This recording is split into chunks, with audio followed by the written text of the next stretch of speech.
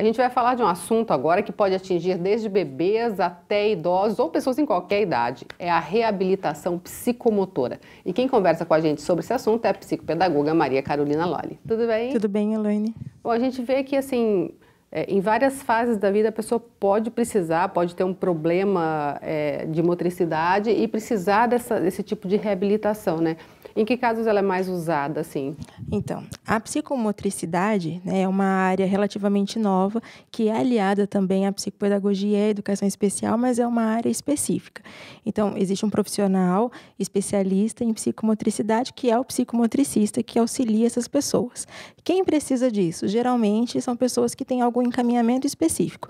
Por exemplo, pessoas que são diagnosticadas com TEA, que é o transtorno do espectro autista, ou pessoas que têm síndrome de Down, pessoas que têm algum problema no cérebro, né, alguma dificuldade cognitiva, pessoas que têm dificuldades motoras, pessoas que não conseguem relacionar direito, esquerdo, pequeno, grande, sabe? Pessoas que ficam se esbarrando toda hora nos objetos da casa. São pessoas que geralmente são encaminhadas para o psicomotricista para a reabilitação psicomotora. E assim, vamos começar falando da criançada pequenininha. Às vezes a criança nasce com a mãozinha mais durinha, mais tortinha. Quer dizer, aí se começar bem cedo já é legal ir fazendo um trabalho com um profissional. Isso, porque assim, o desenvolvimento da criança normal, entre aspas, né? Dependendo da idade, dependendo de quantos meses ela tem de vida, a gente adquire uma habilidade nova. Acontece que algumas crianças elas não desenvolvem essas habilidades no momento certo. Então, geralmente, o pediatra, né, quem acompanha essa criança, encaminha para outro profissional. Ou para o psicomotricista, ou para o profissional da terapia ocupacional, né? Com ferramentas específicas dessas duas áreas, nós conseguimos melhorar o tônus muscular. O que seria isso? Então, a questão da coordenação motora, né? Então, nós só temos coordenação motora, tanto a fina quanto a grossa, se nós temos agilidade muscular.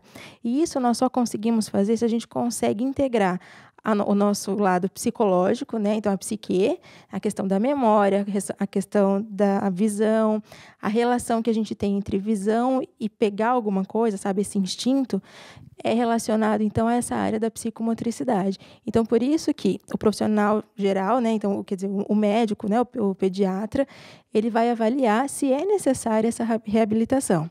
Se for necessária, realmente necessária isso, então a criança é encaminhada para um profissional que vai trabalhar com ferramentas específicas para melhorar a questão do tônus muscular dessa criança e integrar a questão do psicológico com a questão motora. Porque tem crianças que estão vendo alguma coisa, mas elas não se sentem instigadas a pegar, por exemplo. Não se sentem instigadas a mudar de lugar. Quando você pede para fazer, não fazem da maneira como deveriam para aquela faixa etária. Então, nesse sentido que esse profissional auxiliaria. É isso que eu ia te perguntar. Já esse lado físico, vamos colocar assim, psicológico, pode afetar também no aprendizado, caso ela vá para a escola e não tenha trabalhado isso antes? Bastante. Então, por isso que na educação infantil, né, a grande questão da educação infantil hoje é porque os profissionais eles estão estimulando muito a questão da leitura e da escrita e as questões psicomotoras têm ficado esquecidas. Então, esse desenvolvimento de coordenação motora fina e global tem ficado um pouco mais atrasado, porque a gente percebe que as crianças, quando elas chegam lá no primeiro ano, no segundo ano, elas têm atrasos psicomotores. E esses atrasos, eles não interferem somente na aprendizagem, no fato da criança pegar o lápis da maneira incorreta, não respeitar a linha do caderno, não respeitar o espaço. Sabe aquela criança que não consegue escrever do lado, no verso da folha, que só precisa escrever de um lado e pulando um monte de linha, né? Então, além disso, a criança não consegue, por exemplo, aprender que ela precisa sentar no momento certo para ouvir a professora. Sabe aquela coisa de esperar a vez do outro? É quando a criança ela não reconhece o seu corpo naquele ambiente. Então, a psicomotricidade ela vem para auxiliar que, né, a pessoa, o ser humano, se compreenda. Então, em um meio social, em que eu tenho que esperar a vez, em que eu preciso sentar para escutar outra pessoa falar, que até que outra pessoa está falando, eu preciso me atentar àquilo que ela está falando. Se ela me pede para fazer algo, eu preciso coordenar a visão, a audição e o lado motor. Então, é muito complexo isso para uma criança, né? Portanto, esse lado psicomotor, ele precisa ser estimulado desde pequeno. E isso tem ficado esquecido, infelizmente. Os pais podem detectar alguma coisa em casa já para encaminhar para o médico? O que dá para ver, por exemplo, que pode acender um alerta? Então, a questão dos desenhos das crianças pode ser um indicativo. A maneira como, se a criança não tem evolução no tipo de desenho, poderia ter trazido, né? Mas a criança que apresenta um desenho padrão por muito tempo é uma criança que não tem desenvolvimento de coordenação motora fina. É uma criança que, por exemplo, não desenha os braços, não desenha a cabeça por completo, não desenha pernas, sabe? É uma criança que não está observando a relação do corpo dela em relação ao meio ambiente, em relação ao meio em que ela vive. De que idade, mais ou menos? Dos 3 anos, 4 anos, né? Dependendo de cada criança, é claro. Além disso, uma criança que anda e se esbarra em muitas coisas, uma criança que não consegue, por exemplo, encaixar um brinquedo, que tem dificuldade de manter-se concentrado, porque as crianças, quando pequenas, com 3 anos, 4 anos, se você entrega um brinquedo de desafio, que tem que encaixar, que tem que colocar a peça em determinado lugar, essa criança ela passa horas tentando combater aquele desafio, né? Tentando vencer. A criança que não tem essa gana de vencer esse desafio, que não tem essa criatividade, que não tem esse interesse, é uma criança que talvez tenha dificuldades motoras. Então, ela não consegue, então ela não faz, entendeu? Aquilo que é muito difícil, né? Então, crianças que têm essas dificuldades precisariam ser encaminhadas. E quando a gente fala em pessoas idosas, por exemplo, normalmente é porque tiveram algum tipo de AVC, né? A gente já falou aqui da plasticidade do cérebro. Sim. Consegue se recuperar bastante, voltar a escrever, de repente? Sim. E, assim, a questão da neuróbia, né, que seria uma alternativa para desenvolver todos os lados, né, quando as pessoas são mais velhas, é uma alternativa e também utiliza ferramentas da psicomotricidade. É uma ginástica mental, né? Outra coisa que a gente não pode esquecer é, assim, quando eu deixo de fazer determinada coisa. Então, por exemplo, vem morar um avô, o bisavô vem morar na sua casa.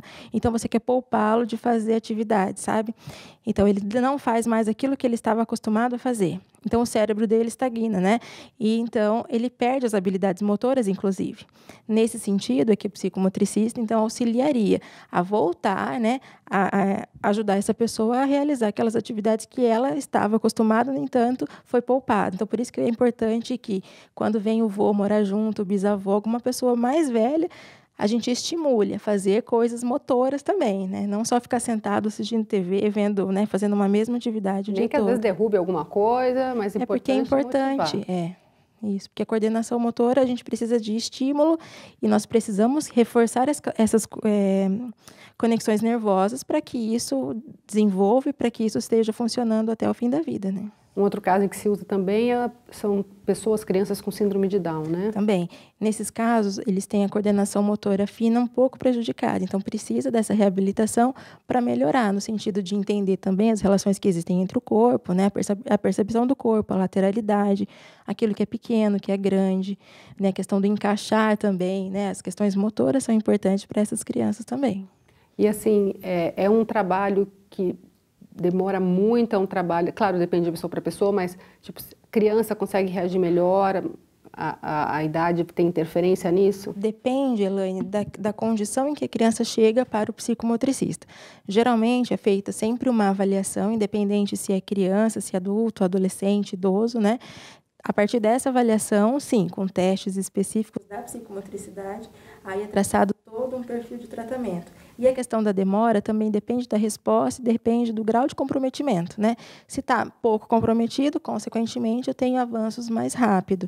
Se a pessoa está bem comprometida na questão psicomotora, daí os avanços eles demoram a ser percebidos. Por ter essa dificuldade, muitas vezes, acaba tendo que ter uma motivação a mais, às vezes a criança, principalmente, acaba tendo uma certa rejeição.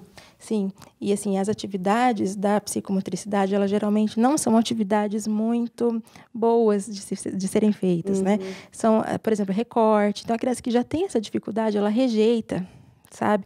Fazer atividades porque se é difícil para eu fazer, consequentemente vai demorar, vai ser enfadonho, né? Então, a pessoa que está trabalhando precisa investigar ali quais são as áreas de interesse dessa criança para tentar explorar de diversas formas, né? E modificando um pouco as atividades, mas lembrando que as atividades elas são sempre exaustivas, né? Porque para eu fortalecer a musculatura eu preciso de exaustão. E às vezes dói, né? Sim. Por exemplo, pegar o lápis da maneira incorreta pode fazer com que a criança fique com dor ao pintar, né? Então, essa seria também uma reabilitação psicomotora. Quando a gente ensinou a pega do lápis correta com o prendedor, nós estávamos ensinando uma maneira de reabilitação psicomotora também. E é importante que o tratamento não fique só em clínica, né? Que em casa também os pais fiquem atentos, ou os cuidadores. Isso. Geralmente, quando a gente passa por um processo de reabilitação psicomotora, é feito, sim, o trabalho na clínica, com ferramentas que geralmente a gente não tem em casa. Então, os jogos psicomotores, os circuitos psicomotores, geralmente a pessoa não vai ter em casa, né? E a gente dá uma tarefa por dia para ser realizada, tarefa específica, é claro, dependendo daquela avaliação que foi feita, para que os pais, os cuidadores, auxiliem. Porque o que a gente precisa? A gente precisa, sim, do momento particular na clínica, que a gente tem as ferramentas específicas para serem trabalhadas com as crianças, né? E em casa a gente precisa continuar. Só que, geralmente, o trabalho na clínica é um pouco mais caro. Então, para você ir 2 vezes, 3 vezes na semana, talvez fique um pouco pesado. Então, a gente consegue driblar um pouco essa questão financeira, né? Atribuindo tarefas em casa. Então, é importante que os pais, os cuidadores dessas crianças que precisam dessa reabilitação se conscientizem da importância que é a realização dessas atividades em casa. Lembrando sempre que o importante é sempre receber um diagnóstico e já partir para a ação, né? Isso. Porque quanto mais demorar, pior pode ser. Com certeza. E outra coisa que a gente precisa comentar é que uma dificuldade psicomotora não é uma doença. E as crianças, quando às vezes recebem um diagnóstico, né, elas são tratadas de maneira diferente pelos pais, pelos irmãos, pelas pessoas que participam do convívio dessa criança. Então, assim, lembrando que essa criança não é doente, ela precisa de um pouco mais de cuidado, um pouco mais de estímulo para se desenvolver perfeitamente. E aí ficar com a habilidade em dia. Com certeza. Tá certo. Muito obrigada pela participação.